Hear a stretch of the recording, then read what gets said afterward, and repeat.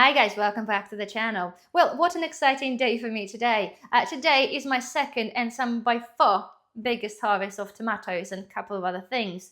If you follow my garden videos, I did show you or give you the tour of my garden the other day, and you might have seen that I have a lot of red tomatoes that was pretty much ready. Well, today was the day and they're definitely ready to come off. They are indeterminate kinds, so I still have tons and tons of them growing.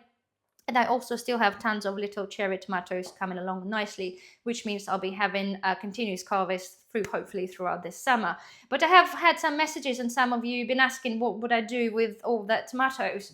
I do have a pressure canner, but I choose not to pressure can the tomatoes this year. They are just so much more flavorful and nicer when they are fresh and less processed. Of course, I'm going to be doing stuff with them, but generally I prefer to enjoy them like they are by themselves with a bit of mozzarella, a bit of rocket, a lovely olive oil, and they're just absolutely superb. But when you are blessed with the 7 kilos of the tomatoes, then of course we guys got to be doing something with them. So right, today I'm going to be keeping this simple. It is half term. I've got a lot of things to do, and I'm sure we're all guys busy. We all got a lot of things to do. So I'm going to try to kind of make it as easy as possible, but at the same time, I would like to have some variety of the things that I'm doing. So first of all, okay, with my little cherry tomatoes, I'm going to be freezing them as they are. I generally like to use cherry tomatoes in the pasta sauce, maybe with prawns or other seafood, but I do like them whole. So I'm not going to be making them into anything, but I'm going to be cleaning and washing them, putting them through the detoxifier, and then put them in the freezer as they are, which I'll show you that later on. And with this lot of tomatoes, I'm going to be making, first of all, a pasta sauce for the freezer. And secondly, I'm going to be making a small batch of patatas brava sauce, which is pretty much like a tomato sauce or tomato, not sauce as a ketchup type thing, but tomato sauce with some onion, some chili, and some paprika, which I also have here. I've got some homegrown onions, if anybody's doubting, and I've got a couple of little chilies there. I don't like it too chili, so we're going to be using that. But this is basically my plan for today. I do apologize if that video comes a bit scatty, a bit all over the place, because, well, my idea is try to make all of this and film this like whilst I'm doing it as I would do in my real life, which I'm doing this right now. Whilst one thing's preparing, I'm going to be doing something else with the other bit. So first things first, right? The easiest thing is to deal with those yellow tomatoes. So I'm going to quickly rinse them out of the tap, and then I'm going to put them in this glass bowl here, and I'm going to use the detoxer whilst I deal with the rest. Yes, my tomatoes are organic and grown at home, but obviously just trying to clean off anything that potentially could have been in the air is a good thing to do. So first things first, let me rinse them and we'll put that through there. So voila. Okay, so I've rinsed the tomatoes. So I'm going to put them in here and make a mess, of course. You can't be in the kitchen and not make a mess. Right, put them in there, and I'm just going to run that cleaner through. Now also, whilst you have them, if you are a person that saves your own seeds, it's a good time to do that. Just in case you forget later down in the season, I generally pick, and you should always pick, the healthiest, the biggest looking tomatoes. That will hopefully yield you a stronger seeds for next time. So I'm gonna take probably 3 for now. This is my own seeds saved from the year before, and the tomato plants this year turned out to be probably 10 times better than they were last year. So I'm gonna keep some of them for now. And I'm gonna run this machine now, put this on. Right, in that goes. And that just takes off all the stuff that we potentially don't want if they end up being on there. So, ooh. Okay, well, you cannot make this up. This is just run out of power. It was full power before it started. So a backup plan. Let's put a different one on. There we go. This in there.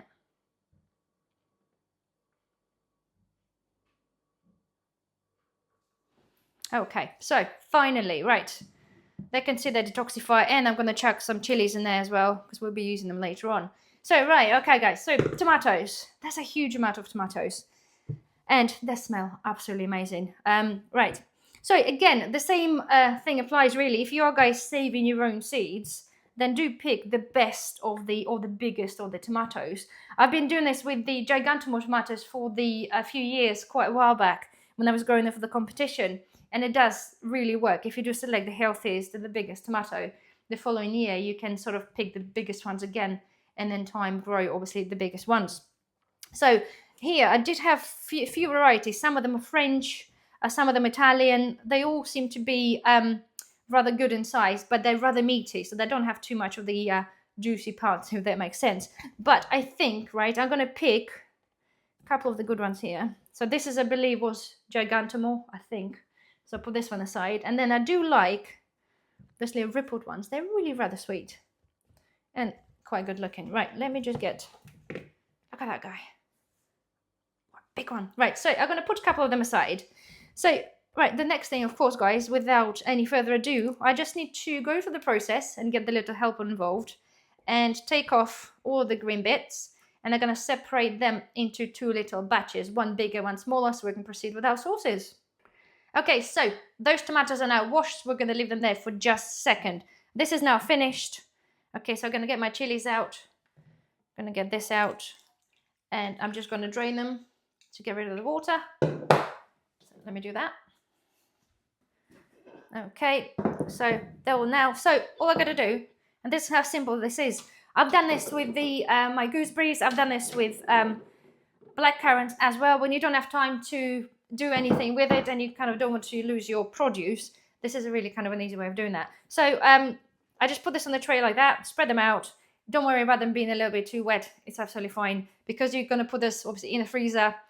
It's fine. It's going to work absolutely fine. So now I chuck this in. Okay, I'll sit in the freezer for a day or two, and then I'll just bag them out when they're done because they're not densely populated. If you wish on the tray, when they're frozen, you should be able to pick them off and just pop them in the bag, and they'll be happy days. And then, if you wanted to use them as a whole, all you have to do, put a little bit of hot water on them when you defrost them, when you want to cook with them, and you'll be able to peel off the skins if you want to do it really easily. I normally don't bother. I just like them as they are. So let me just get that in the freezer now. So, okay, little tidy up, little wipe out. The next thing, okay, let's get the tomatoes for roasting. I absolutely love roasted tomatoes. Whether you make this into the soup afterwards or the tomato pasta sauce, it is totally up to you. But I do feel it gives it just that depth. So for this instance, okay, we're not going to be peeling the tomatoes just yet because we're going to be putting this through the like a pulper thingy later on. What I want to do is I want to protect the tomato flesh with the skin whilst we're roasting that. So we wanted to give it the flavour, but we don't really want to totally dry out the tomatoes. So all I'm going to be doing, just going through a few of them, cut off the middle bit, the hard thing, just slice them up roughly, and I'm going to fill that tray. Chances are I might end up doing this in batches, and you might too, depending on how many tomatoes you have, but it really doesn't matter how you cut them. Okay, so let me just continue with the rest of them until I fill the tray, and I'll show you what I do next.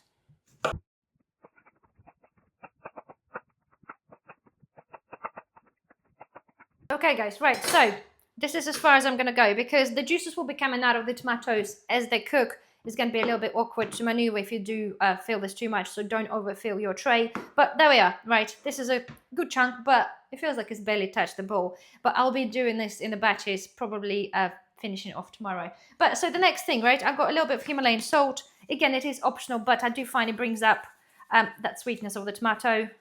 And of course, seasoning is everything, so a little sprinkle. Right, I've got some garlic. All right, garlic head. So I'm just going to be cutting it in half. I'm going to put this kind of on the top, and then the other bit's going to be sprinkled. Make sure they don't get too exposed to the top because they will burn, and you don't want to have a burnt garlic. Just cover them up with a bit of tomato. And next thing, I've got some of my homemade garlic powder. That's going to go on the top as well because I do like it quite garlicky. So I'm not going to be going shy with that one. And it just helps it to just develop that better flavour if I do this before roasting them. It kind of amalgamates this with the tomatoes rather than adding it on afterwards. And of course, a decent olive oil. Of course, don't cheap out on the olive oil, guys, because it takes you, 6-7 months to grow the tomatoes.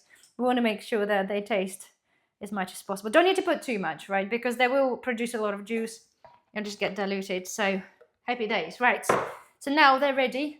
In the oven, 180, 190 for about 45 to 1 hour, or basically until they're cooked through and you're happy with the result.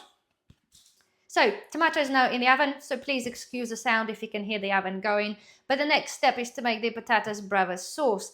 Generally, it's made with the tomato paste, but we do have the fresh tomatoes, and it does taste that much better.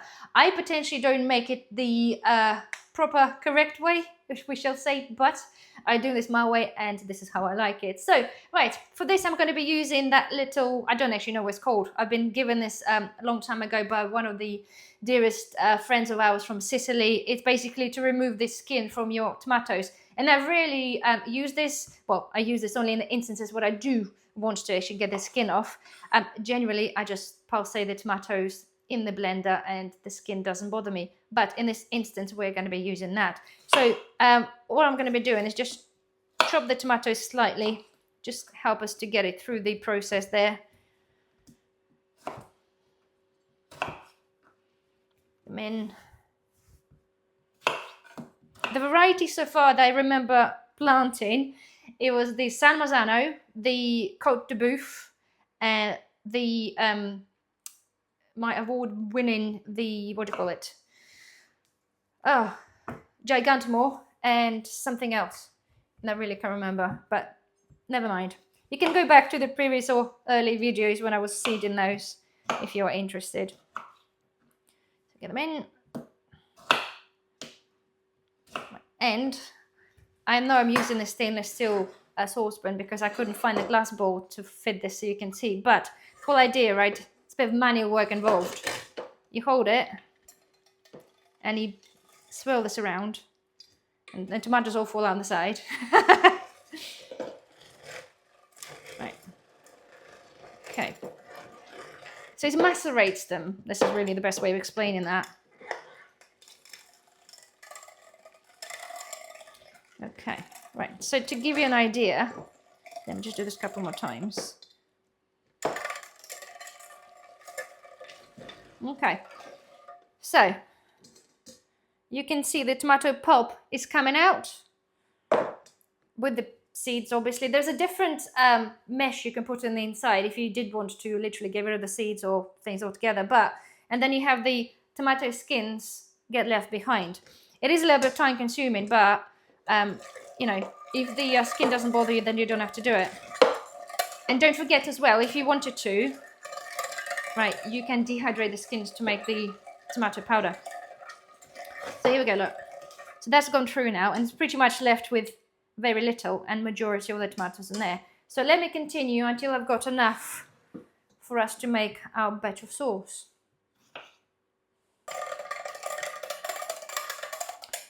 Just a tip, make your life easier, put a wet kitchen towel underneath to stop the sliding all over your worktop. Okay, that should do it. We've got more than half a saucepan there. So it's pretty much just like, oh, just a lovely passata, if you wish, with some chunks in it. Okay, right. So this is what we have left, pretty much just the skins. And this is what we have, which is lovely, fresh. Let's call it a passata. So now let's move on to the hob and we'll cook the sauce. So, okay, I've got the saucepan ready here. So first thing we're going to do, I've got some homemade butter. It goes in the bottom there. It is frozen, but that's not a problem.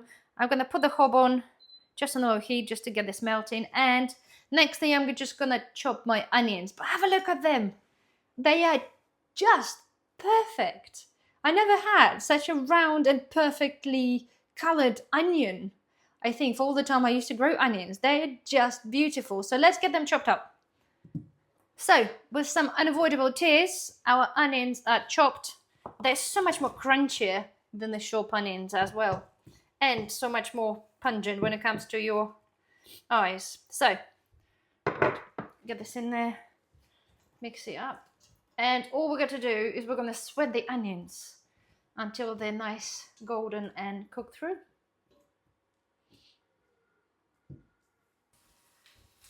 Okay, so our onions are ready. This is the stage I like them at. So pretty good. So next thing we're going to do, we're going to be adding on the 2 chopped chilies, seeds and all. Again, as I said, you could do them as chili as you wanted to. Let's get them in there. Okay, mix it in. Right, so now we're going to add on a little bit of salt. And I'm going to be adding on a spoon of sweet paprika, quite a big one. Okay, a heaped one. Get this in. All right, mix it all up.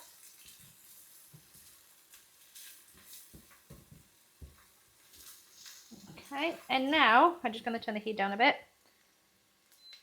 We're going to be adding on our tomato mixture. There we go. Do this like that. Sorry, I'm doing this a bit weird way. Okay, so tomato in. Give it a really, really good mix up. It smells absolutely, absolutely amazing. Okay. And now what we're going to do, we're going to just turn the heat back up a bit. And we're going to let it simmer to make sure that all the flavours amalgamated together and the sauce is thickened up a bit. So guys, I just turned the heat off. Okay, our sauce is now ready. One thing, just make sure you do a final tester. Make sure you're happy with everything. It tastes so good. The use of fresh tomatoes, it makes unbelievable difference. But we're talking about sweet, it's savoury, it's smoky because of the paprika. It's a bit chilly in the back of your throat because of the chilies that I've used. Maybe a little bit too many, but it just tastes very, very good. And I always tell you guys, it's your kitchen. You do what you want to fit your family's needs and taste. Because, you know, following recipes is great. But, as I said, your kitchen, you do what you need to do to make sure the flavors are perfect for you. So all I have to do now, I'm going to let it cool. And then package it out in the bags, in the freezer, and ready when I want them. So voila, right, this is what our tomatoes look like right now. You can see the skins are now separating. This is exactly what we want. The garlic is now separated from the skins too. You can pick them off, and I suggest give that a go. They're super, super tasty. So I'm going to let it chill for a bit until it's manageable to touch. And then I'm going to put this through that machine thing so we can get rid of all the skins. As I said, you don't have to do this. Quite often, I just put this through the blender and make sure I blend in all the skins together. You don't have a problem. If your tomatoes are thin-skinned, that also wouldn't be an issue. They're quite thick, so I'm going to put them through.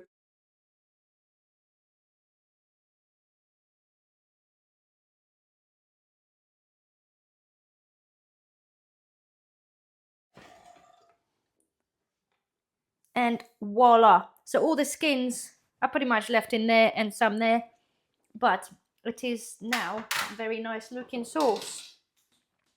Look at that. This is absolutely perfect. So there we are, guys. Mission accomplished for today. Yes, of course, I still have more than half of the tomatoes left, but initial batch is done. Tomatoes are in the freezer. Patatas brava sauce is done. I have to just let it cool a little bit more and then portion this into, I think, probably about 4 portions in here to be able to put on the top of the crispy potatoes with the garlic aioli at whatever stage we choose to. And the tomato pasta sauce is also done. But I have made a decision. Some of this is going to be enjoyed today with the pasta for dinner.